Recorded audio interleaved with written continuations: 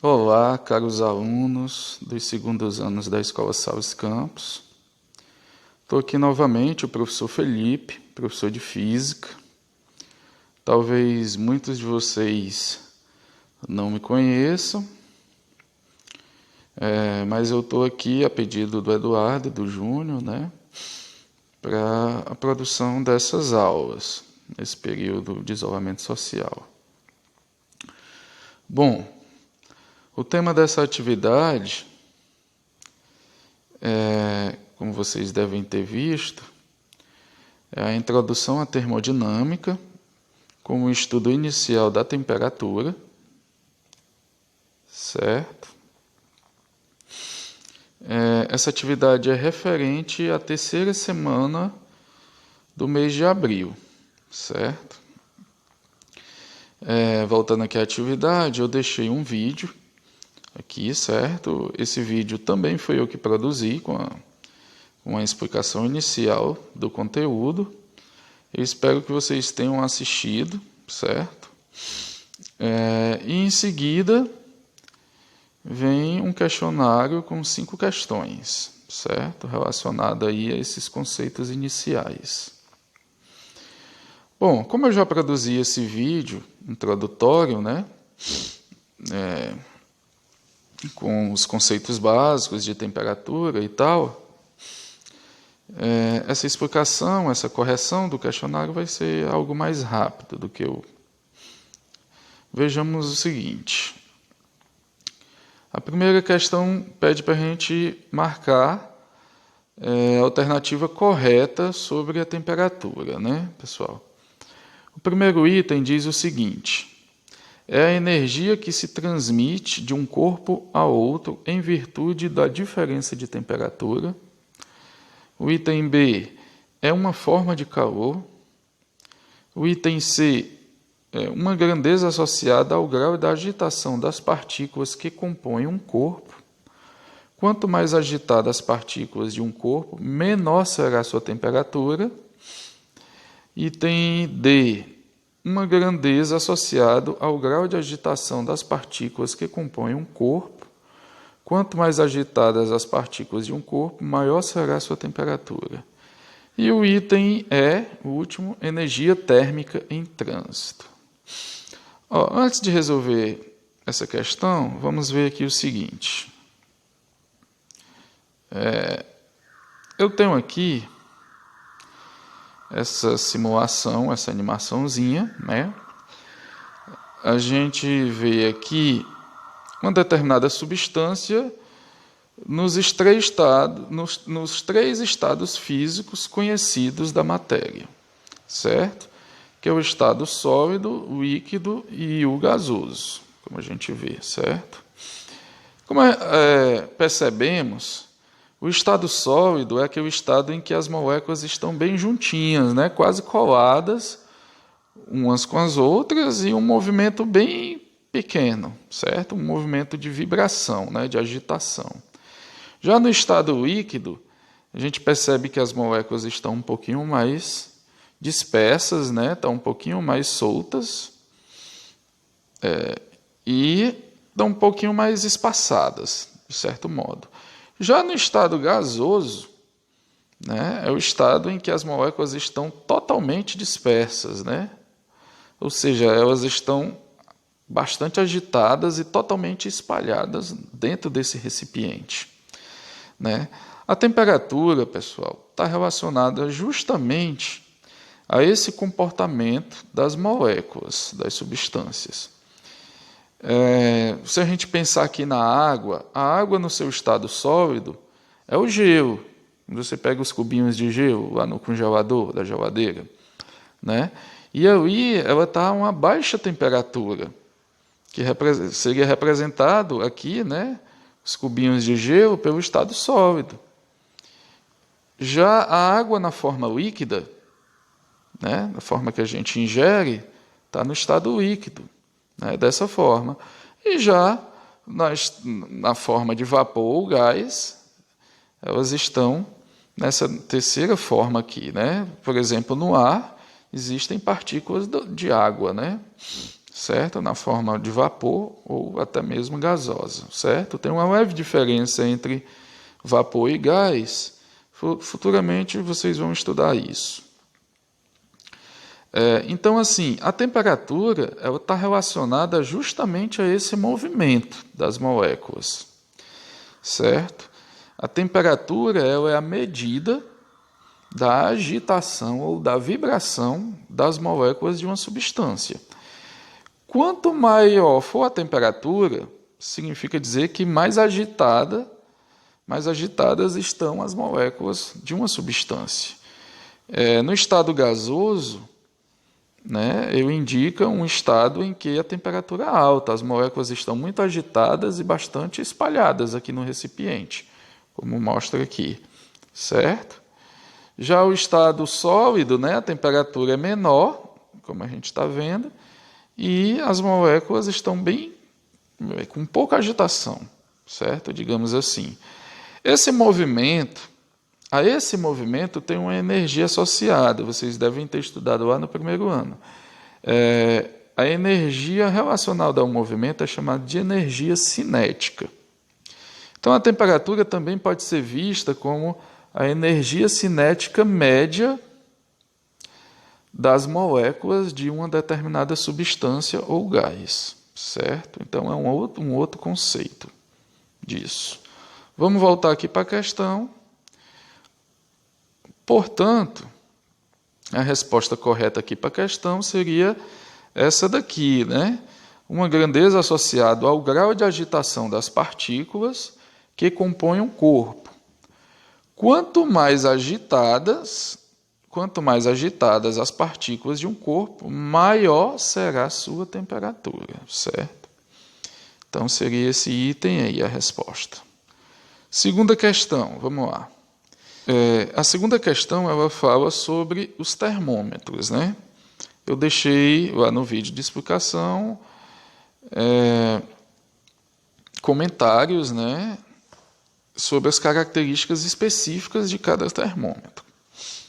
Aí a segunda questão pergunta o seguinte: dos termômetros a seguir, o mais indicado para medição de baixíssimas temperaturas. Vou dar uma ampliada aqui. A gente tem aqui o termômetro clínico, né, que é aquele mais utilizado por nós para saber se a gente está com febre e tal. Tem um termômetro laboratorial, certo, que é aquele utilizado nos laboratórios de pesquisa, laboratórios de ciência, inclusive na nossa escola tem. Tem o termômetro a gás, né, o termômetro de lâminas bimetálicas, termômetro aqui digital, que é bastante utilizado também por cozinheiros, né, certo, para medir a temperatura ideal para a comida. E tem um termômetro a radiação. Todos esses termômetros aqui estão na explicação do vídeo. Então, qual é o mais indicado para baixíssimas temperaturas?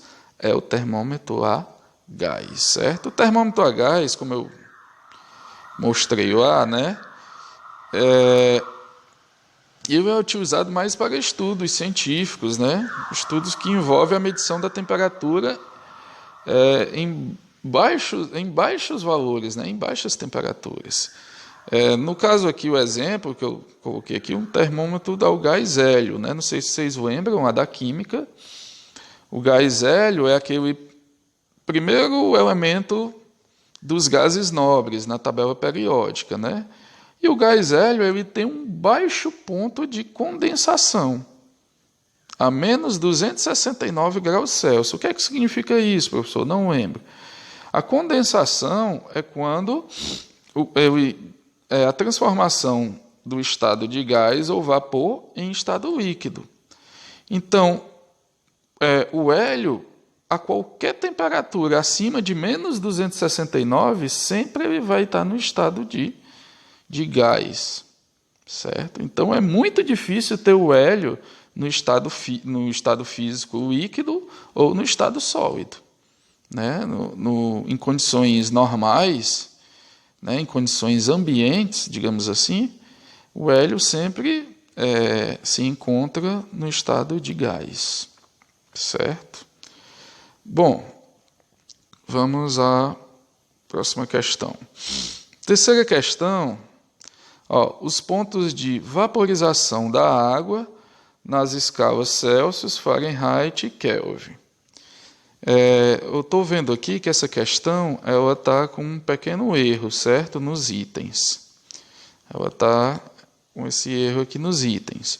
No entanto, eu estou produzindo esse vídeo até mesmo antes de vocês receberem esse questionário. Então, vai haver a correção dessa terceira questão e aí vocês podem resolver tranquilamente. Mas para resolver a questão, vamos voltar aqui. Ele está falando do ponto de vaporização nas escalas Celsius, Fahrenheit e Kelvin. Vamos aqui. Bom, vejamos aqui as 3 escalas de temperaturas mais conhecidas, né? Que é a escala Fahrenheit, Celsius e Kelvin, certo? O ponto de vaporização, como o próprio nome diz, é o ponto de vapor, né? É o ponto limite entre os estados físicos vapor e líquido. Na escala Celsius, a gente pode ver, que está bem aqui, 100 graus Celsius. Na escala Fahrenheit é 212 e na escala Kelvin é 373, desculpa. Certo? O ponto de congelamento, também chamado ponto de fusão. Na escala Celsius é o 0, ou seja, quando é que a água começa a congelar em condições normais e ambientes? A 0 graus Celsius. Na escala Fahrenheit, a água começa a congelar em 32 graus Fahrenheit. E na escala Kelvin, em 273. Perceba que há uma variação aqui de 100 graus na Celsius, de 0 até 100 é 100, de 180 graus na Fahrenheit, de 32 até 212, se vocês fizerem a continha, vão ver que dá 180. E na escala Kelvin, que é a escala absoluta, eu explico isso no vídeo, escala absoluta significa que ele não admite valores negativos, então não precisa da bolinha do grau, como tem no Celsius e no Fahrenheit. Ela varia de 273 até 373. Bom, pessoal, então, essa terceira questão, qual seria a resposta? 100 graus Celsius, né? 212 graus Fahrenheit e 373 Kelvin, certo? Então, esse seria o item correto da terceira questão. Vamos à quarta questão. Os intervalos de temperatura entre os pontos de fusão e vaporização da água nas escalas Celsius, Fahrenheit e Kelvin.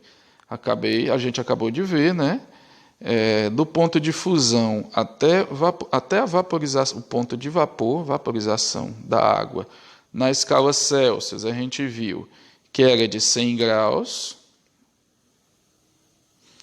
Na escala Fahrenheit, era de 180 graus e na escala Kelvin era de 100 Kelvin. Portanto, o resultado é esse item B aqui, né? Então, tem uma variação de 100 graus Celsius, ou de 180 graus Fahrenheit, ou de 100 Kelvins, certo? Vamos à quinta e última questão. Observe a figura. Aqui na figura a gente tem uma termografia do corpo humano, né? O que é que significa isso? Isso é uma espécie de análise da temperatura das partes internas do nosso corpo, certo? É um termômetro à radiação. A questão diz o seguinte: qual a região interna do corpo humano que apresenta maior temperatura? Como a gente pode observar aqui na figura, né? Maiores temperaturas está indicado aqui pela corzinha vermelho, já quase branco. E olhando aqui as partes do corpo, a gente percebe que a cabeça do ser humano é a parte que tem maior temperatura, né? Então, aqui pela região do cérebro, né? Então, o item correto aqui é o item C, né, a cabeça, certo? Bom, pessoal, eu espero que vocês tenham compreendido aí a atividade, né, e os conceitos iniciais. As próximas aulas a gente vai trabalhar um pouco de termometria, que é transformar, usando cálculos, essas escalas de temperatura, Celsius, Fahrenheit e Kelvin. Quaisquer dúvidas, é só me procurar aí nas redes sociais ou por meio dos seus PDTs. Obrigado e até mais.